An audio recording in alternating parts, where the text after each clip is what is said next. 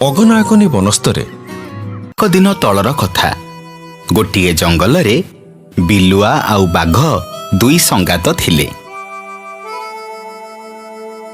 ଜଙ୍ଗଲର ଅନ୍ୟ ପ୍ରାଣୀମାନେ ତାଙ୍କ ବନ୍ଧୁତ୍ୱ ଦେଖି ବହୁତ ଈର୍ଷା କରୁଥିଲେ। ଦିନେ ଗୋଟିଏ ହାତୀ ନଈରେ ଗାଧୋଉଥିଲା। ସେଇ ନଈକୁ ବିଲୁଆ ବି ଗାଧେଇବାକୁ ଗଲା। କିରେ ବିଲୁଆ, ତୁ ଏ ନଈକୁ କାହିଁକି ଆସିଛୁ? ମୁଁ ଗାଧେଇବାକୁ ଆସିଛି ଭାଇ। ଆଁ, ତୋର ଏତେ ସାହସ? ମୁଁ ଜଙ୍ଗଲର ସବୁଠୁ ବଡ଼ ପ୍ରାଣୀ। ମୁଁ ଏଇ ନଈରେ ଗାଧୋଉଛି ମାନେ ତୁ ଦୂରେଇକି ରହିବା କଥା। ସାମାନ୍ୟ ବିଲୁଆ ହେଇ ମୋ ସହ ଗାଧେଇବାକୁ ଚାଲି ଆସିଲ। ଦେଖ ହାତୀ ଭାଇ, ଆମେ ସମସ୍ତେ ମିଶିକି ଜଙ୍ଗଲରେ ଚଳୁଛେ, ତେଣୁ ଜଙ୍ଗଲର ସବୁ ଜାଗା ଉପରେ ସମସ୍ତଙ୍କର ସମାନ ଅଧିକାର ଅଛି। ଆଉ କୌଣସି ପ୍ରାଣୀକୁ ଛୋଟ ଭାବିବା ବା କହିବା ହେଉଛି ମୂର୍ଖାମି। ଦିଆସିଲି କାଠି ଛୋଟ ହେଲେ ବି ନିଆଁ ଲଗେଇବାରେ ସାହାଯ୍ୟ କରେ। କ'ଣ ହେଲା?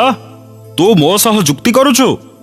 ମୂର୍ଖମାନଙ୍କୁ ଭଲ କଥା ଯୁକ୍ତି ଭଳି ଲାଗେ। ଶରୀର ବଡ଼ ହେଲେ କ'ଣ ହେଲା, ତମର ବୁଦ୍ଧି ବହୁତ ଛୋଟ। ବିଲୁଆ କଥାରେ ହାତୀ ବହୁତ ଜୋରରେ ରାଗିଗଲା।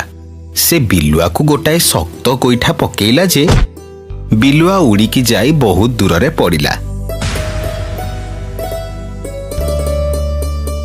ବିଲୁଆ ସବୁ କଥା ଯାଇ ବାଘ ଆଗରେ କହିଲା। ବାଘ ବିଲୁଆକୁ ସାଙ୍ଗରେ ନେଇ ପଶୁ ସଭାରେ ଯାଇ ପହଞ୍ଚିଲା। ଦୁଇ ଜଣ ମିଶି ସିଂହ ଆଗରେ ଅଭିଯୋଗ କଲେ।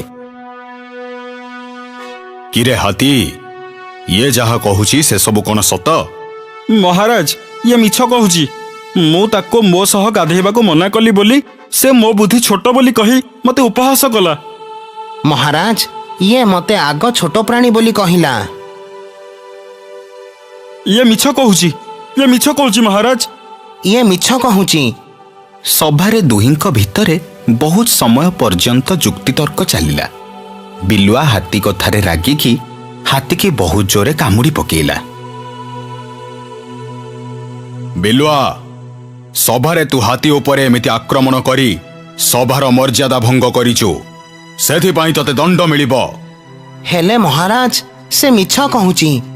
କିଏ ମିଛ କହୁଛି କିଏ ସତ କହୁଛି ସେ କଥା ପରେ ବିଚାର କରାଯିବ।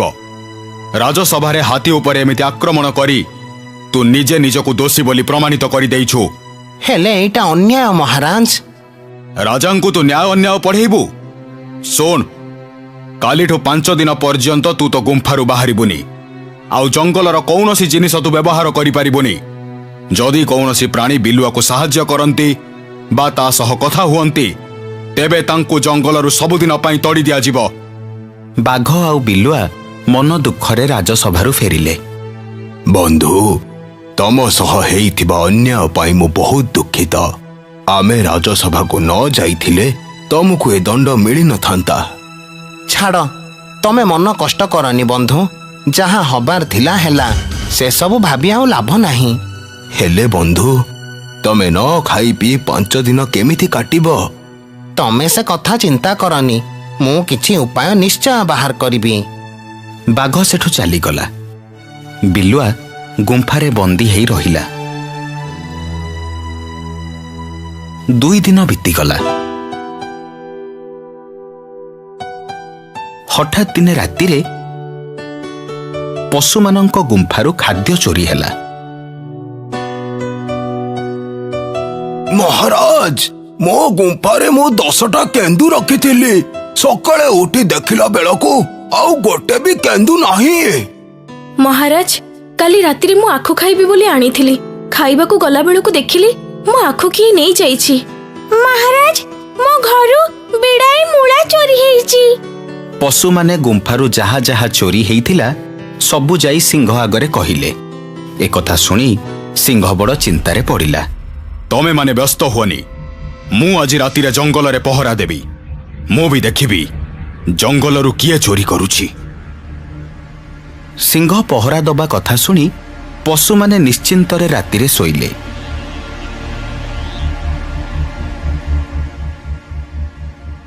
ସିଂହ ରାତି ଅଧ ଯାଏ ଜଙ୍ଗଲରେ ବୁଲିଲା, ହେଲେ କାହାକୁ ବି ଦେଖିବାକୁ ପାଇଲାନି।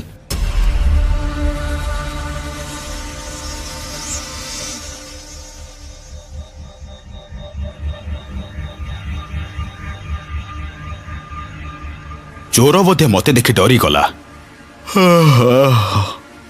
ମତେ ବି ଭାରି ନିଦ ଲାଗିଲାଣି, ଯାଉଛି ବିଶ୍ରାମ କରିବି। ସିଂହ ଯେତେବେଳେ ଯାଇ ତା ଗୁମ୍ଫାରେ ପହଞ୍ଚିଲା, ସେ ଦେଖିଲା ତା ଗୁମ୍ଫାରୁ ମାଂସ ଚୋରି ହେଇଛି। ଏକଥା ଦେଖି ସିଂହ ବହୁତ ଜୋରେ ରାଗିଗଲା। ପରଦିନ ସଭାରେ ସେ ପଶୁମାନଙ୍କୁ ଡାକି ସବୁ କଥା କହିଲା। ମହାରାଜ, ମତେ ଯାହା ଲାଗୁଛି ବିଲୁଆ ଦିନରେ ଖାଇବାକୁ ପାଉନି ବୋଲି ଲୁଚିକି ସମସ୍ତଙ୍କ ଗୁମ୍ଫାରୁ ରାତିରେ ଚୋରି କରୁଛି। ହଁ ମହାରାଜ, ମତେ ବି ସେଇଆ ଲାଗୁଛି। ମୋର ବି କାହିଁ ସେ ବିଲୁଆ ଉପରେ ସନ୍ଦେହ ହଉଛି। ବିଲୁଆକୁ ଡାକ, ଆଜି ମୁଁ ତା ଖବର ବୁଝିବି। ବିଲୁଆ ରାଜସଭାକୁ ଆସିଲା। ନ ଖାଇ ନ ପିଇ ସେ ବହୁତ ଦୁର୍ବଳ ହେଇଯାଇଥିଲା। ବଦମାସ, ତୋର ଏତେ ସାହସ! ତୁ ଶେଷରେ ଜଙ୍ଗଲରୁ ଚୋରି କରି ଖାଇଲୁ। ମହାରାଜ, ମୁଁ ଜଙ୍ଗଲରୁ କିଛି ବି ଚୋରି କରିନି। ମୁଁ ତ ଆପଣଙ୍କ ଆଦେଶ ପାଳନ କରି 5 ଦିନ ହେଲା ପାଣି ମୁନ୍ଦାଏ ବି ପିଇନି। ଦେଖୁଛନ୍ତି ତ ମହାରାଜ, ଚୋରି କରି ଧରା ପଡ଼ିଲାଣି ତଥାପି ମିଛ କହୁଛି। ଛି ଛି ଛି ଛି ଛି ଛି ଛି। କେତେ ଆଉ ତୁ ତଳକୁ ଖସିବୁ? ଏବେ ନିଜ ଭୁଲଟା ମାନୁନୁ। ମୁଁ ଏଯାଏ ଦୋଷୀ ସାବ୍ୟସ୍ତ ହେଇନି ହାତୀ ଭାଇ। ଆଉ ମତେ ଦୋଷ ଦବା ଆଗରୁ ପ୍ରଥମେ ଯାଇ ମୋ ବିରୁଦ୍ଧରେ ପ୍ରମାଣ ଆଣ। ବିଲୁଆ ଠିକ କହୁଛି। ବିନା ପ୍ରମାଣରେ ଆମେ ତାକୁ ଏମିତି ଦୋଷ ଦେବାଟା ଠିକ ନୁହଁ। ମହାରାଜ, ମୋ ପାଖରେ ଗୋଟେ ଉପାୟ ଅଛି। ମୁଁ ଆପଣଙ୍କୁ ଚୋରକୁ ଧରିବାରେ ସାହାଯ୍ୟ କରିବି। କି ଉପାୟ? ବିଲୁଆ ସିଂହ କାନରେ ଉପାୟଟା କହିଲା। ସିଂହ ଉପାୟ ଶୁଣି ସବୁ ପଶୁମାନଙ୍କୁ ଗୁମ୍ଫାକୁ ଫେରିଯିବାକୁ କହିଲା। 2 ଦିନ ବିତିଗଲା। ଜଙ୍ଗଲରେ କିନ୍ତୁ ଚୋରି ବନ୍ଦ ହେଲା ନାହିଁ। ଦିନେ ବିଲୁଆ ଜଙ୍ଗଲରେ ସବୁ ପ୍ରାଣୀମାନଙ୍କ ଆଗରେ ଯାଇ କହିଲା, ଆଜି ମହାରାଜ 5ଟି ମଇଁଷି ମାରି ଗୁମ୍ଫାକୁ ଆଣିଛନ୍ତି। ସତରେ ଆମ ମହାରାଜ ବହୁତ ଶକ୍ତିଶାଳୀ। 5ଟି ମଇଁଷି ଶିକାର କରିବା କ'ଣ ସହଜ କଥା? ରାତି ହେଇଗଲା। ସବୁ ପଶୁମାନେ ସିଂହର ଗୁମ୍ଫା ପାଖରେ ଜଗିଲେ।